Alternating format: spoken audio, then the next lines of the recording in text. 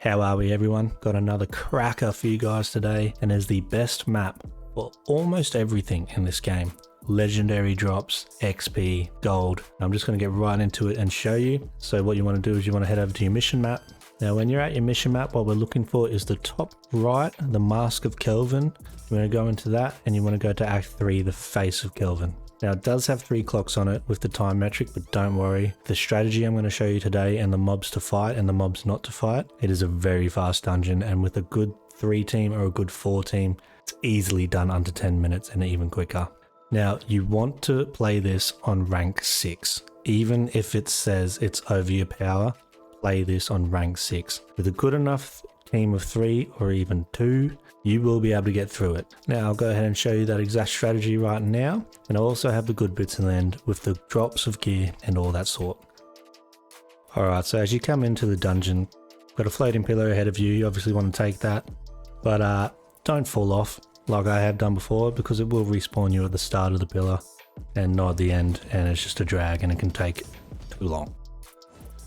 So once you get up to the ledge, you want to run up. You'll see a mob is here. You want to run right past this mob.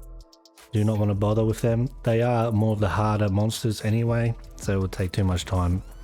And as far as I know, there's no rest stop loot rarity, and there's plenty along the way anyway, so run right past them. Got a few monsters here as well. You just want to run through them as well. Don't bother. Also, as you'll see ahead of me here, you'll see a few chests and puzzles around you. You don't want to do any of them, because as far as I understand, there's no gear chests on this map. There's just loot chests, and you get a fair chunk of money at the end of it anyway, so you don't want to bother. Run right past these goblins as well. Now this mob ahead of you is the first mob that you do want to fight. It's also worth knowing that I haven't found anywhere in writing that when your team falls or has to do a respawn that it affects your loot once you restart, but the overall consistency of the loot being much worse when either one or the whole team has to respawn is just way too consistent for me, so I feel like there's something there. So if you go down, don't force a respawn, just wait for a res or try to res as quick as you can. As you finish the mob off here, you can see that we have our first rest stop. Obviously pick loot rarity, that's all we're picking at every stop. And you want to continue going up these stairs. Now there's a mob up here as well. Just run right past them as well. There's another teleporter on the other side, so they can't even chase you, even though the AI in this game will rarely chase you further than 10 meters. So take your teleport, and down here you want to fight this mob as well. Now in this dungeon, the mobs are actually the hardest bit about it. The end boss is so much easier than the mobs. You'll find you'll get yourself in more trouble fighting the mobs than the boss, because there's just so much going on. But with a good team, you'll still be alright and you'll get through fine. Alright, so as we finish this mob off, you'll see that there's another campfire. Take the loot rarity once again, and then we'll continue on. Then you want to go up here and take the ladder straight away. Now there's another loot chest down to your right there. You don't want to bother with it, because you can also get yourself in trouble with those spikes, and you don't want any of that happening. So you take the teleporter up to the bridge. Now turn left up at the bridge. You'll have 2 shielded goblins in front of you. You want to run right through them, and you'll find 2 of the mini bosses ahead. Now you want to fight these guys because you get another rest stop again. It's good to know as well that as well as the 6 gear pieces you get at completion of this dungeon, you can also get a higher chance of drops from the mini bosses. I've had runs where I've got 3 drops as well, and even a legendary within one of them, as well as the end. So this map is just absolutely stacked with chances to get as many legendaries as possible, and it's also quite fast when you have a good team.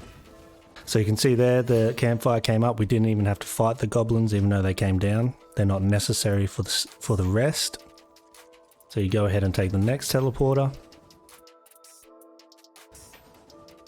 Now at the other end of this teleporter, this is the door to the boss's dungeon. So you just want to get past these guys right here. This mob is probably the busiest mob, but it doesn't have any of the Kessels rolling around. It's just the goblins, so I find it much easier.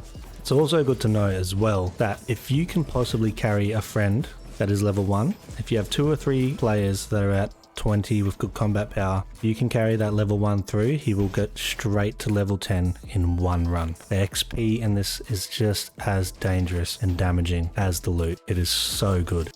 Now as you finish this mob off as well, you get another rest stop. Take the loot rarity once again. You'll be maxed out at 3, and that is the highest loot rarity you get. So before the boss fight, we're already at 3, and we are just walking into the boss fight now. Now just ahead of you there is an elevator you want to take.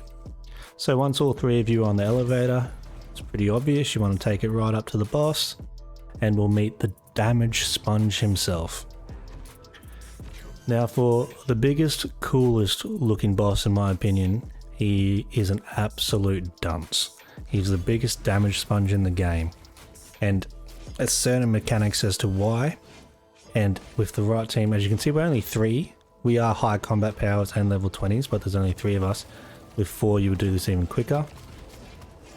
And as you can see, once you get him down to about 75% health, he goes into a crouched position and brings up ice towers around the field, and they will hurt if you get hit by one, but he rarely puts them around himself. And by the time he stands back up, you've already done enough damage to get him to sit back down and do the same mechanic again. And he will do this until you finish him off. But once you get him to 75 to 80% health, this will be the repeat process. Now the reason why it's so easy is because normally when bosses have this kind of field mechanic, they go immune. And I would not be surprised if in the future you see a patch where he goes immune during this mechanic. So once you let him back up, it'll finish the fight and you will see you've completed the Mask of Kelvin. Now we'll get into the good stuff. So as you can see, a lot of cash there. 6 pieces in this run. I got 2 legendaries and 3 epics. As you can see there, massive XP, 2,600. Big money, 17,000. No need to pick up loot chests, but this is what we're here for. As you can see, we all got legendaries. The Dritz even got 3. The multiple legendary drops on rank 6 with all your loot rarity upgrades is massive. Hey guys, if you found this video useful, make sure to give it a like and also subscribe if you want to see my future content. My next video is hopefully going to be the finish of my Dritz build. I've already done a Broinar build, check that out. I'll put the link in the description, and I'll see you in the next one.